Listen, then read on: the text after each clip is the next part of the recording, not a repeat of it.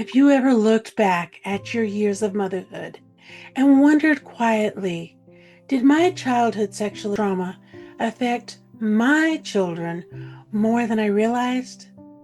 Many women over 60 carry deep guilt about this, especially survivors of childhood sexual abuse. And maybe you're wondering if maybe you were emotionally exhausted, overprotective, anxious, shut down, or simply just surviving while trying to raise a family.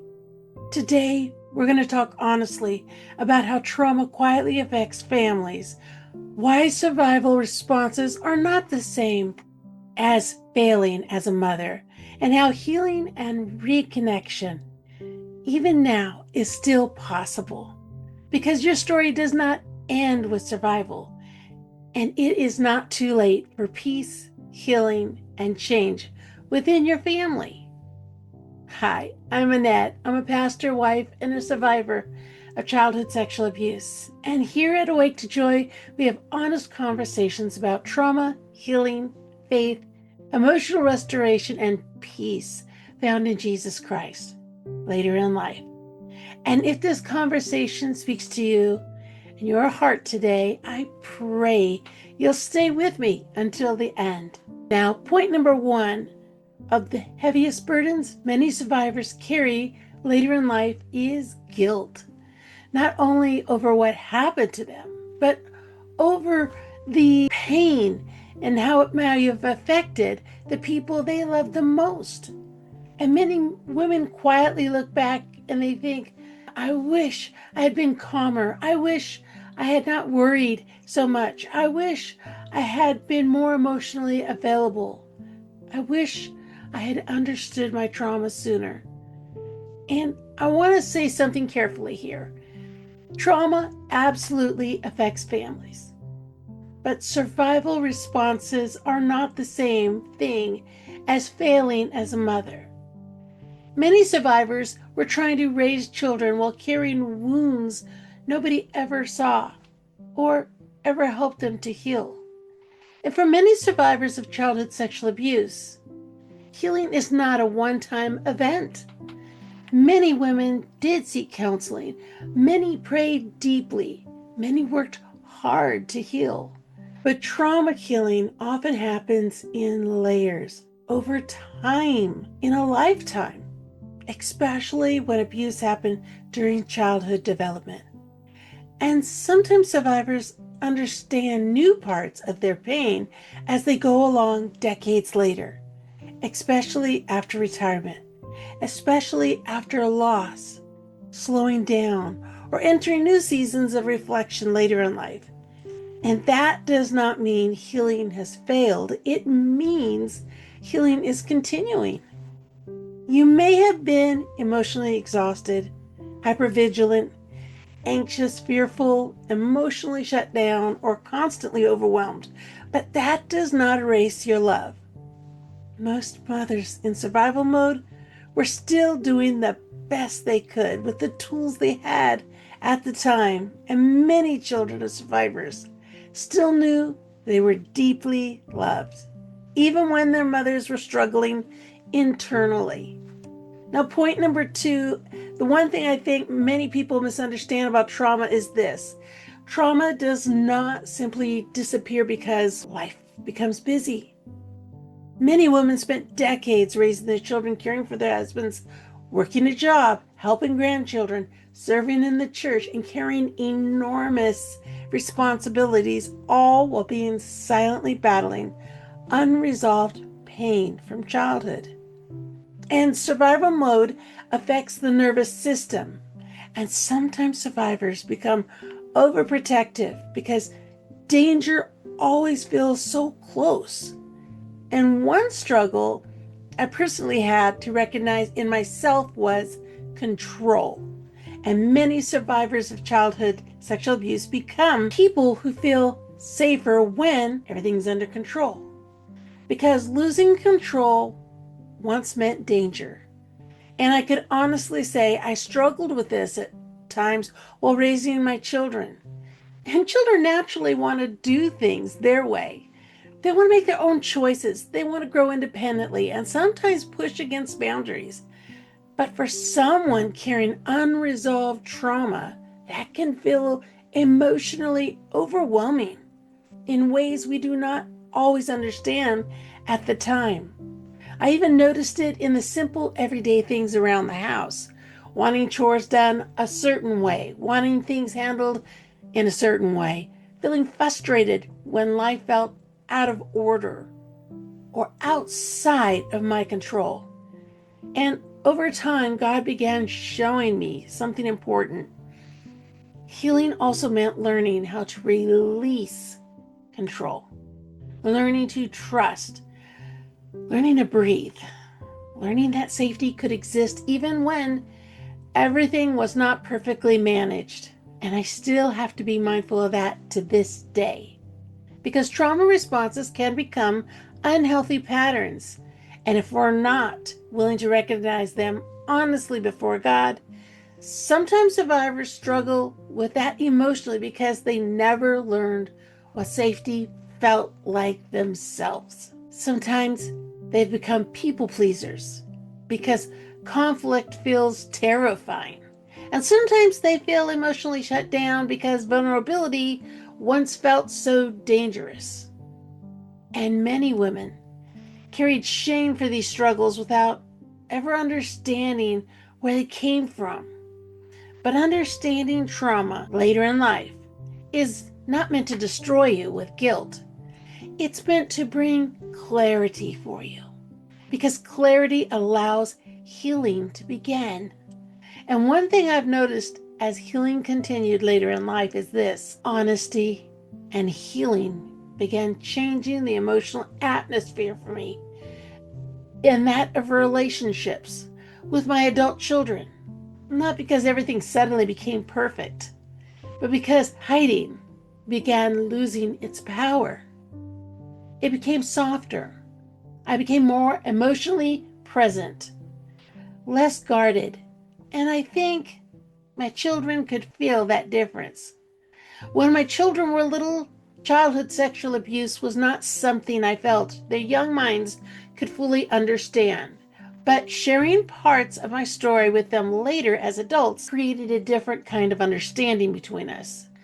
And even though those conversations were very difficult, I think it helped them understand me more deeply, my background, my fears, my struggles, my joys, and the pain I had carried silently for so many years. But most importantly, it gave me the opportunity to share how God saved me and sustained me and helped me choose life instead of death.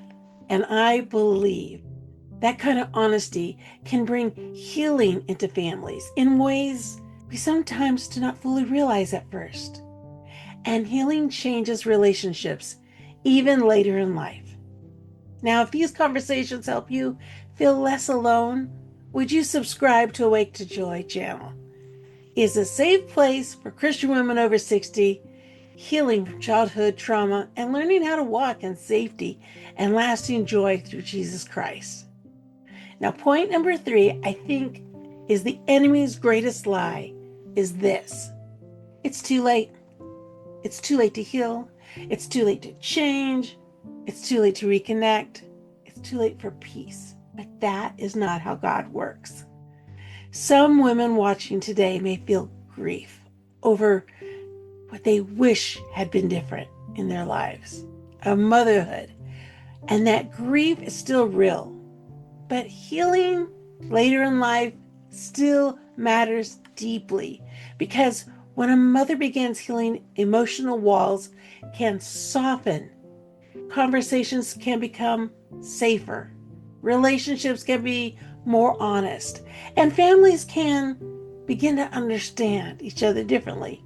Even small changes matter. And sometimes adult children simply long to feel emotionally closer to their mother. Not perfection, connection, presence, honesty, peace, and healing. And it often begins there. And point number 4, Many adult children are not looking for a perfect explanation of the past. They're looking for emotional safety in the present. And sometimes healing relationships look like listening more openly, apologizing when needed, expressing emotion more honestly, allowing vulnerability, setting healthy boundaries, or simply becoming a calmer presence within the family. And this is important. You do not have to set or tell every detail of your trauma story in order to begin healing family relationships. Sometimes healing begins with simple honesty, simple presence, simple softness, and for some women watching today, just taking a first step may simply begin with a gentle conversation, not sharing every painful detail all at once, but allowing yourself to speak honestly instead of carrying everything alone. And sometimes the first step sounds like, there are things from my childhood I've never fully talked about. I think I understand myself differently now. Or there are painful parts of my past that affect me more than I realized. Conversations like these do not have to be perfect, and they do not have to happen all at once. But sometimes small moments of honesty begin to open doors to deeper understanding, compassion, and healing within families. And you are allowed to move slowly into this safely. And I also want to say something important here. Not every adult child will immediately know how to respond to these conversations. Some may feel overwhelmed. Some may avoid emotional topics. Some may need to process what they're hearing, and that can hurt deeply. But their response does not define your truth, your worth, your healing. You can speak honestly and lovingly without forcing someone to fully understand everything immediately. Sometimes healing conversations unfold slowly over time, and sometimes the greatest healing comes simply from no longer carrying the painful truths alone in silence. Your healing still matters, even if every relationship does not become perfect. And often adult children understand more than we realize.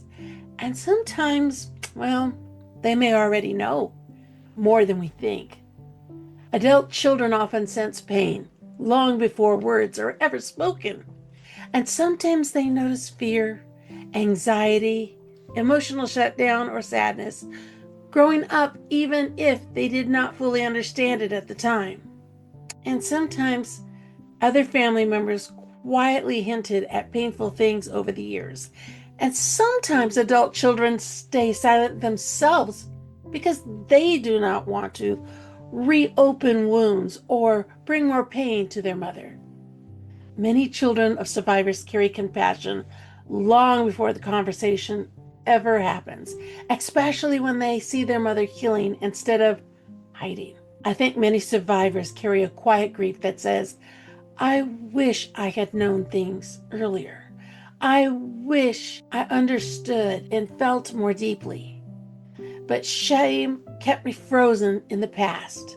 And while healing allows us to become more in the present now, your children do not need a perfect past in order to experience a healthier relationship with you today. No. And many families grow closer when honesty, humility, healing, and emotional safety begin entering the home. And often, adult children understand more than we realize, especially when they begin seeing their mother healing instead of hiding. Sometimes adult children actually feel more emotionally connected when a mother begins sharing hard truths in safety, even when the conversations are difficult. And many children sense something deeply meaningful. Their mothers are trusting them enough to finally let them see her heart. And sometimes that honesty creates greater compassion, deeper understanding, and a new kind of closeness within the relationship. And point number 5, I want you to hear this clearly today. Your story does not have to end where your pain began. You may not be able to rewrite the beginning of your story, but with God's help, you can absolutely change what gets carried forward.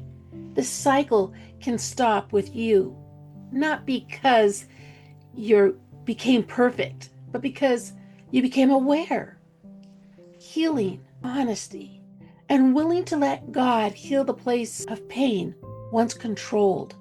In 2 Corinthians 5:17, the Bible talks about, therefore, if any man be in Christ, is a new creation, and old things are passed away, and they become new. And I believe God still brings restoration in later chapters in our lives. Your 60s, 70s, and 80s are not meaningless years. These years can still hold the wisdom, reconciliation, peace, and deeper connection. It is not too late. Today, we talked about honestly about something many women carry silently for decades: fear that their childhood sexual abuse may have affected the people they love the most. And maybe you listened today and you felt grief, maybe regret, maybe even relief, finally understanding yourself more clearly. But I hope you also heard this: surviving trauma is not the same thing as failing as a mother. Many women were trying to raise their families while carrying the pain themselves, never had the chance to heal fully, and yet healing later in life still matters. Because when hiding loses its power, relationships often begin to change too. Conversations become safer, walls soften, understanding just grows, and finally begin connecting more honestly than ever before. Your story does not have to end in silence, shame, regret. With God's help, healing can still ripple through the generations, and it is not too late for peace, and it's not too late for healing. It's not too late to become the turning point in your family story. If today's conversation touched your heart, I want you to watch the next video where we talk about why trauma often resurfaces after 60 and why you are not going backwards in your healing. Click on the screen now so you could watch that video. And remember, because he lives, it does change everything.